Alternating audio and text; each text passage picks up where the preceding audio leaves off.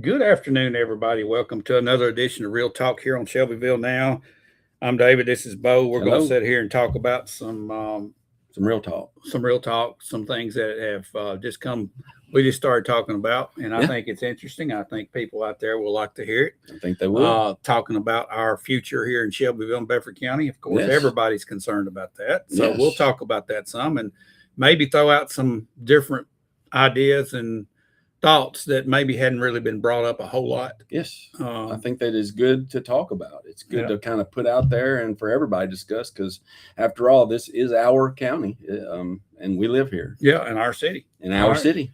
Bo, want to thank our sponsors today, 580 Graphics here in Shelbyville over on Thompson Street. That's right. And Mr. Matthew Bobo Construction and Land Management. They will take care of your needs. Two homegrown businesses that are thriving, and we ask that you do support them. And stay tuned to our commercials we got. I mean, you can check this out. You're going to see actually a little bit of how it works. And by the way, our delay today was caused by a computer update that was unannounced.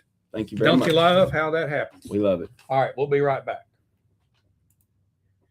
Looking to make your brand stand out? At 580 Graphics in Shelbyville, we turn your ideas into bold, professional results.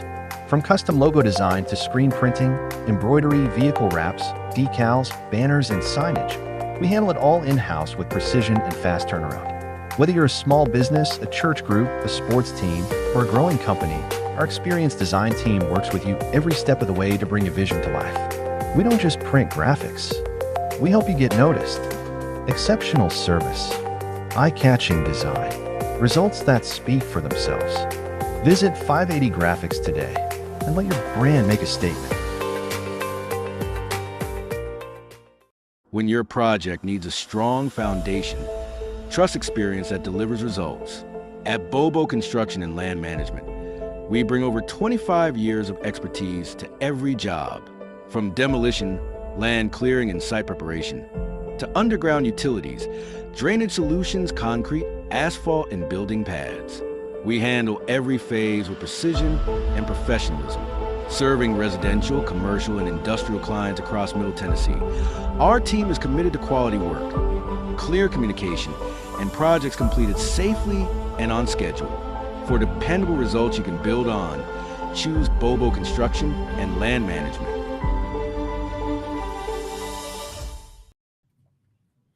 Welcome back. All righty, welcome back. And by the way, this is not the weekend wrap-up that you see on the screen.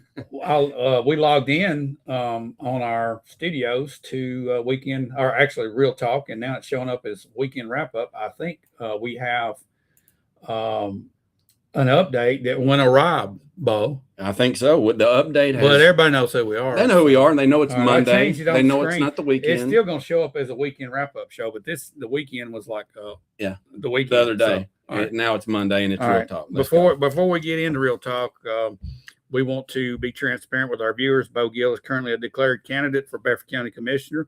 Real Talk remains an editorial program under the full control of Shelbyville Now. This platform is not affiliated with any campaign. We will offer equal access to all qualified candidates in this race. Our goal is to provide open discussion of issues facing Bedford County while maintaining fairness and transparency. All righty, now that the business is over, let's get into some Real Talk, and let's see who we got. Mark Henley, we're okay with the weekend starting today, and I guarantee you, the weekend was not long enough this time around. And Bo, it sounds like we're going to get some relief from our drought, hopefully tonight. I hadn't watched the weather in the last hour or two, but supposedly we're going to get some storms. Later on, around midnight or 1 a.m., it's saying. Okay. I don't know, maybe earlier, maybe later, but yes, we need some rain. I hope it's not too severe. I put some tomato plants out yesterday, Bo. I hope they don't get stomped in the ground by the storm. They're going to be they're going to be susceptible right now. All right, so Bo, what I want us to talk about today is an idea that you shared with me earlier today, and one that we have often thrown fragments out about, and that's about development in the city. Specifically, we go back to Remington Farms, to that one project there. And I'm going to set this up, and you kind of give me your thoughts on what you shared with me earlier today. Of course, we're sitting in the middle between reading 1 and reading 2, and the Planning Commission came up and gave a 4-2 vote on an unfavorable recommendation going into the second reading, which is unprecedented. I've never seen this happen, but it's happened, and that's where we are, because we don't want to prolong and we want to get to, I know as Henry Feld has said, we don't want to keep kicking the can down the road. I get it. This development has been talked about for 2 years. Proposals, the developer has done a lot of changes. I get that. And the public has talked about this. And of course, the big issue is traffic.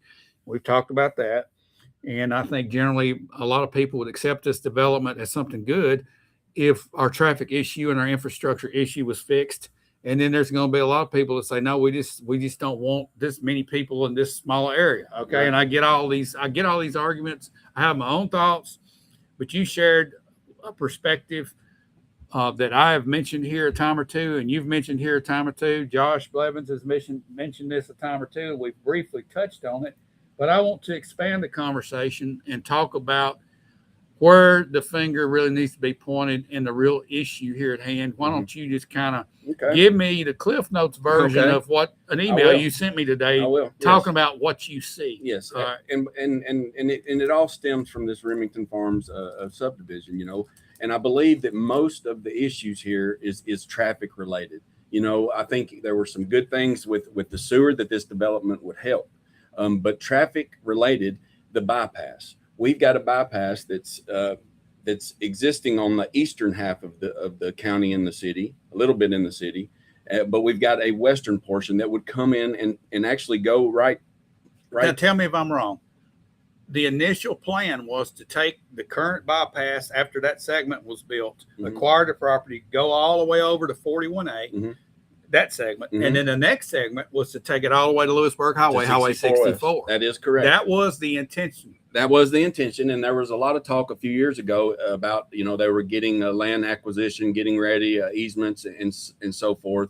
But there was an update about a year and a half later. They said that, I don't know how this really works, but we're not even on the 10-year plan. I believe it's just a political deal. It's not going to be happening. So what we have here is an issue at hand where if this subdivision is approved by the city council, you're going to have a much larger traffic issue than what you've got right now. What you're going to have is traffic, and you already have this to a large extent, going through Jennings Lane to Shaw Road, then from Shaw Road to Old Nashville Dirt Road, and then you can take a left and then get on Peacock Lane, which will take you back into the city. So when I mention those roads, I'm talking about city roads and county roads. Well, the discussions haven't been started on how they're going to the plan on how to maintain or widen or any type of what they're going to do for these roads. Now, this is not the developer. This is not on the developer. Right. When you talk about pointing fingers,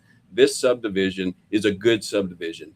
I would say the developer has gone above and beyond with improvements to the road, with a traffic light, with going further than he's supposed to, outside of the scope. Look, that he did what he could, but this right here is out of his scope. This is something that's bigger, and for this to be approved, and for those discussions not happening, you know, about the current situation we have, since we don't have the bypass, that right there is going to cause a major issue already if this goes through. Now let's look back 10 or 15 years ago. The bypass that we have now, 437, that is east of 231. What year was that thing built? I think it was in maybe 2010. Somebody come back. It's past. I think it's past then, but I think it was in the plans then. I know. Yeah, yes, it was actually approved funding in 2006. Actually, I know that I was looking up some history on that. So however long it took from 2006 to get going and finished. The speed of smell. Yes, which is about right. So let's look at this area. This has always been a popular area north of town, but it was never severely developed or highly developed. When that bypass came in, it kind of sat quiet for several years. Nobody kind of knew what it was going to do. The market didn't react at all. Well, they finally made a developer came in, got approved for several, lots that are going up kind of right now. Still, they're building some on Winter Circle. There's some beside the new school. Where is Winter Circle? Not Winter Circle. Legends Estates. Where is that? That'll be if you go Fairfield Pike. If you're going out Fairfield Pike and you come to the new stop. Yeah. All you right. go through that, and Gotcha. it's to the right. Gotcha. Okay. There's a lot through there. Now, before that, where the school is, the new Cartwright Elementary, there's a lot of new development there. You're seeing a new storage building go on. What brought that development there? It was the bypass. The bypass was the central landmark, or the central, I guess you would say, magnet that brought them there. That's and if you look on the other side of the spectrum where we are on 41A North, that we're wanting to squeeze in a high density development with already existing high density development and another high density development. I think there's 3 on that side. Well, let me say this, Bo, talking about those roads. Since I've had my driver's license, okay, somebody want to calculate that, how many years that is. Everybody get the calculator. I got my driver's license in 1978, all right? In 1978, since then, the roads from Colorado Boulevard intersecting with Elm Street, where Elm Street, Colorado Boulevard, and Cannon Boulevard come together. Lane Parkway come together. From there out, 41A has not had anything done to it in that number of years. No. How many years is that? It's a whole lot of years. A lot of number of years. Yeah, we won't talk about how many. A lot of gray hair forming over that period of time, but that has not changed. What has changed though? Traffic pattern. Traffic has changed. You got Colorado Boulevard was built in the early 90s. 90s, yeah. I think it's early 90s, probably. All right, that added traffic flow to Lane Parkway. And then you've got all the development that has happened over those number of years, which has been slow. It's been slow development. It's one of those things. It's like kind of like how long does it take to cook a frog in a boiling pot of water? Right.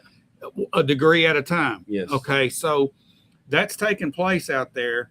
And through the years, it's just gradually added just a little bit more, a little bit more, a little bit more. And here in the last 5 or 10 years, we've added a whole lot more. Yes. All right. So with no changes taking place there, or the tributaries is what I call them, running off of 41A. Right. Nothing's changed. No. There's nothing been upgraded. No improvement. In just maintenance. Right. And I say city and county coordination. I will say that at several instances, and I am going to post this email that I sent. Okay. John Hart said finished August 2011. Is when 437. I knew it was right. You were close on the 2010. But they started building probably 2010 and got it done in 2011. Okay. But I will say that our current county road superintendent, Mark Clanton, has told me a couple times, and I've heard him in a neighborhood meeting, saying he is more than willing to help to assist the city with the traffic issues, with being near however he can. But he's at least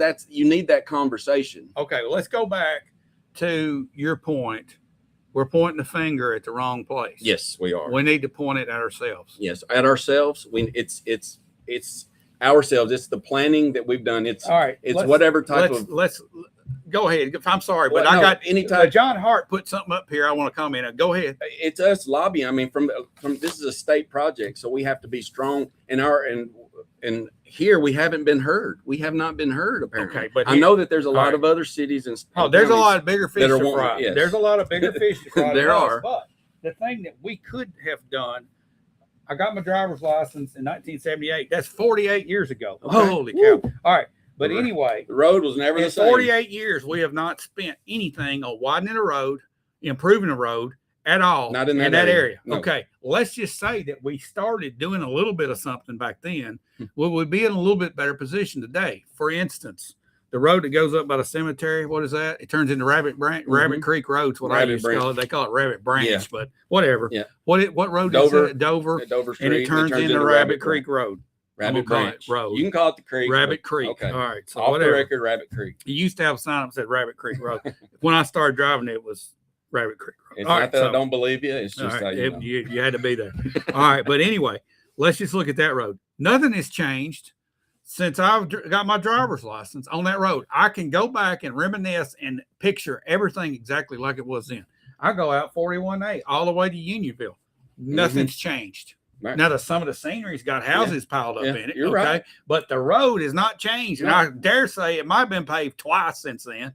Maybe. All right. It's in good shape. I mean, I'm not it's all right. It's okay. Yeah. All right. And then going over on the other side, Jennings Lane, all the roads, Shaw Road. Yes, Shaw Road. All those roads I drive down it. I feel like I just got my driver's license as far as the way it's changed or not changed. Take out your old picture book. And if you had a picture of that and you compare it today, you're going to see a similar. How do you correct 48 years of non-improvements, okay, in a couple of years? You can't. You go broke. You can't do it, but you've got to start somewhere. All right. So how do we fix this? Well, you've got to start with one project at a time. One project at a time, which is the most important thing to do. You have to look at the entire the big picture. You have to look at where the traffic is. You have to have the eye test. We talk about all these numbers tests and these equations. If it don't pass the eye test, look, if there's traffic building up at 5 o'clock on Union Street that's going back all the way past the old hospital, you don't have to. You don't take no traffic study. Traffic study. I know exactly. All right. So here's the thing. 41A is outside of the realm of our reach because that's going to have to be a state project. Yes. Now the city can figure out what we're going to do with sidewalks. Well, we got telephone poles right in sidewalks. We got utility issues. If we widen it, if we just put a turn lane in, our telephone poles, all of our lines are going to have to be moved. Yes. Do you know how much money this will cost, Bo? No, it's astronomical. I mean, it's a lot of money. I think John Hart should write us a check. Yeah, we'll take a check. But here's my point is, if we try to correct this and get caught up, it will absolutely break our city. Yes, it will. I mean, it would bankrupt us. There's no way to do one or two things that happen. Our property taxes will have to go up so high, everybody would leave. Yes, yeah. Or we borrow so much money, we're in the hole, we'll never pay out. Yes, and I believe that's where this new legislation on the IDD, the Infrastructure Development Districts, could be a key tool that we could use here in Shelbyville. It's already being used in Middle Tennessee. I know Gallatin is. We sat on a seminar about a month ago in Nashville on this, and they're going to come talk with our city representatives and I think hopefully county representatives. But in a nutshell, this is an industrial or infrastructure development district is where the infrastructure is already put in, and then it's assessed from either the developer or the homeowners down the years, which they know about this. But I know it's kind of getting in the weeds there. But that right there, the IDDs, I've heard some news outlets talking how do you about get this. Money from that? Is it grants? It's grants. I know that there's a lot of ins and outs about it, and I'm not 100% sure about all of that. So the question, but I do. When he talked, I mean, there's a lot of information, and I've got a lot of stuff on it. But I just kind of can really, discuss the top issues, and I do understand it. But Thomas Batchelor has followed up with this, and he is working to bring them, I think, to town. This group to inform. This is kind of, we need to be informed because it's new legislation that passed in 2025 here. It's been something they've done in Texas and in other big districts, and it's worked well. But it's something new to us here. Okay. But it'll help. Troy Finley, by putting in officials that work together. On another note, road from Two-Way Market to Chapel Hill is getting paved now, and that's a state project. It's not a county project. That's right. So so here there's got to be a lot of things. But that's good to know, to line up. A lot of things have got to line up infrastructure wise. And there's one thing I'm going to throw out there that they are talking about it. And we talk about it all the time is, let's just say you sold 500, 600, 700 residences. Okay. In Remington Farms over the course of 5 years. Where are these people going to work to be able to afford a $300,000, $400,000, $500,000 home? Where are they going to work? They're going to be jetting up that 41A North corridor towards Nolan, towards Franklin or Nashville. I mean, that's only or Murfreesboro. That's going to be perfect for them. That's where they're going to work. There'll be a few trickle into town, several. You would hope that we could get. That's another part of this. Infrastructure is economic development. We have got to raise the standard of living in Bedford County to absorb this type of population that's coming in here. We don't have that in place. We've got our DNA is low middle income. Yes, that's what our DNA is. Yes. And I'm going to say this, and it's going to strike a nerve. I wrote an article about this 5 years ago. You look at the type of businesses that are locating here. They're catering to low middle income. Yes. And I'm not going to call any names, with the yellow and black sign is all over Bedford County. We see it. It's everywhere. Look, it's something that we've got to face, and it's something that we've got to look ourselves in the mirror and say, look, do we want our city to be a bedroom community. That's what we want? are. Well, I mean, right to now, a certain extent, we are. We've be? got a community here. We've got a community that I love and that I was grown up and raised in, and it's there. But I don't want to lose that community feeling. I want somebody that hadn't been here for 20 years come back and say, "Well, it's changed," but it hadn't in a sense. I had that happen to me. We were talking beforehand. Yes. I had a buddy. He just came up and he said, I haven't been here in 20 years. Chevrolet has changed, but it hadn't changed really. Yeah, and they want that. He still recognized the character of Shelbyville is still there, and that's something we have to protect. Yes. Okay. So my question is, if everybody that moved to Bedford County was required to work in Bedford County, how many people would have to move right now? That would be a good question. A bunch. Well, a lot of people listen to this, or they might hear us. Maybe they think they're listening with a different ear, that we're complaining or that we're always these are just this is not complaining. This is ideas. This is throwing out talk. That these are ideas, and that the things that are really been talking about right now, that action needs to be taken. Yeah. It really does. We talk about this a lot. We do talk about, and we're not complaining. We're just pointing out things a lot of times. Here's the thing, Bo. Whenever around in our business, I always encourage people to have bad ideas. That's what I call. Let's take a bad idea and turn it into a good one. Right. They're all bad, yeah, to start with, but let's turn it into a good one. What would be wrong with trying to work on all aspects of infrastructure at once where it's needed?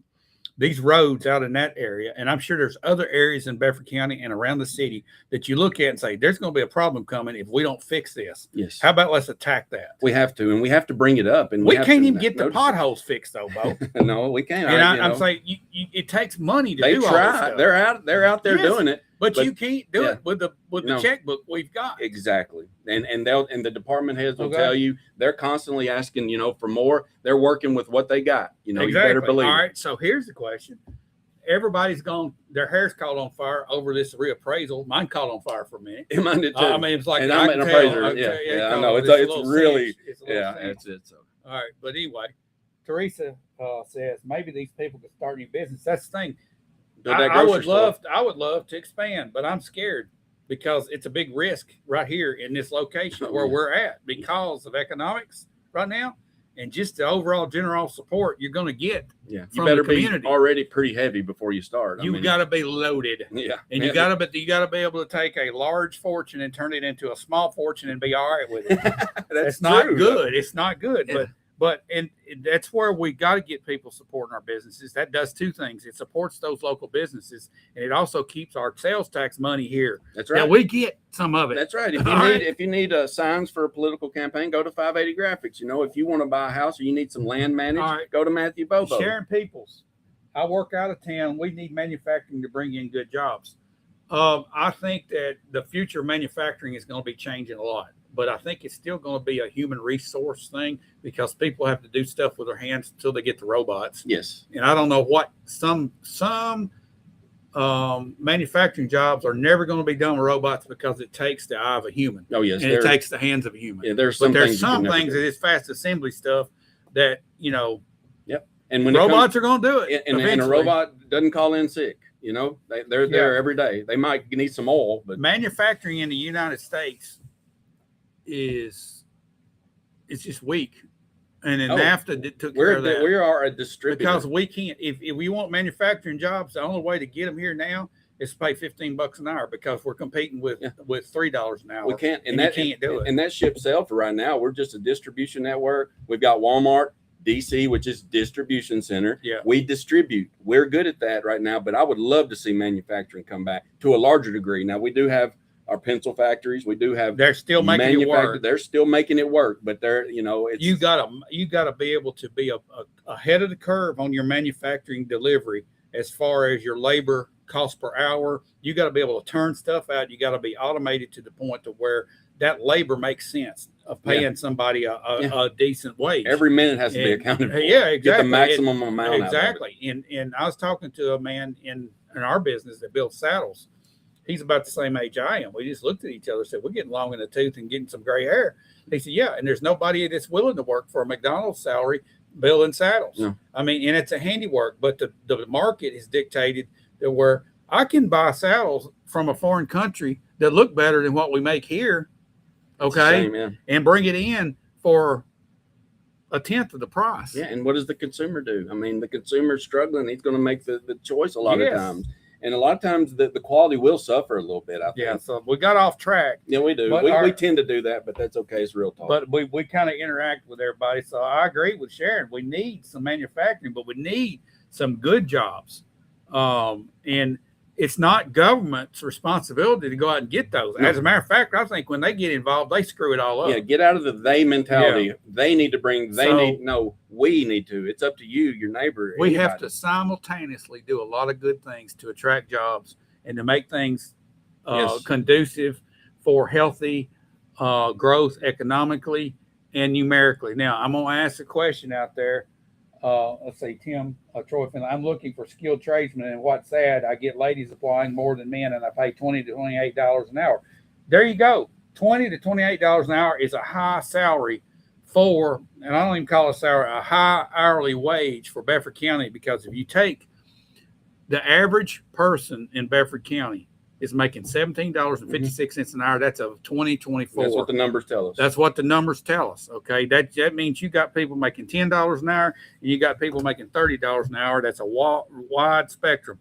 Now, some of those $10 an hour have been bumped up to the $13, $14, $15 an hour range. Oh, yeah. Okay. They usually go up. All right. But then they have to, because I mean, you can get you have public assistance and make more than $10 an hour probably. Okay. Alton Maxwell, implement an impact fee on all new housing to support roads high enough to build roads and slow growth. This would help both problems. I agree with that, but where do you get the numbers for? There's a law about a limit on impact. That's the thing. Right now, we're actually, our hands are tied of our charter. We cannot put an impact fee, an impact fee. Maybe you can call it something else, but that's where the IDDs, the infrastructure development districts, look that up and see how that works and how that could actually, supplement that. And it's mainly like a pay to play type deal. You paying for the house, you're going to pay for that infrastructure, and it's assessed. It's years and years trickled out. But look up the IDDs.